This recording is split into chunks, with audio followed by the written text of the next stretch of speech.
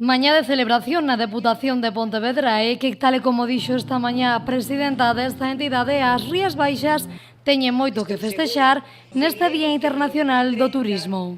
E de feito, neste verán de 2017, Rías Baixas foi o cuarto lugar de toda España onde máis creceron o número de visitantes, non? O que significa que o turismo na nosa provincia goza dunha extraordinaria saúde.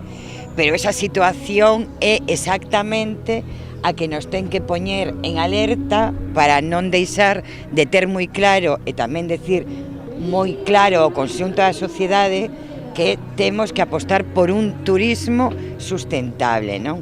O lema e o obxectivo claro desta xornada pasa por apostar por un turismo sustentable. Nos coincidimos totalmente con ese plantexamento que fai a Organización Mundial do Turismo, baseándose nos plantexamentos que fai a ONU, que din que non soamente o turismo ten que servir para o desenvolvemento económico, senón tamén para o medioambiental, para o cultural e para o social.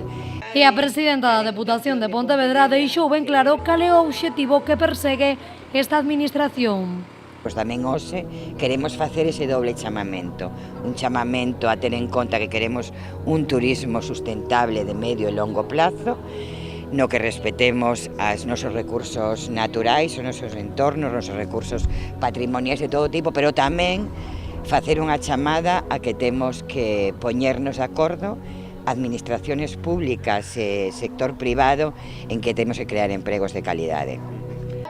Unha xornada de celebración onde se repartiron abanicos publicitando unha vez máis o destino turístico das Rías Baixas.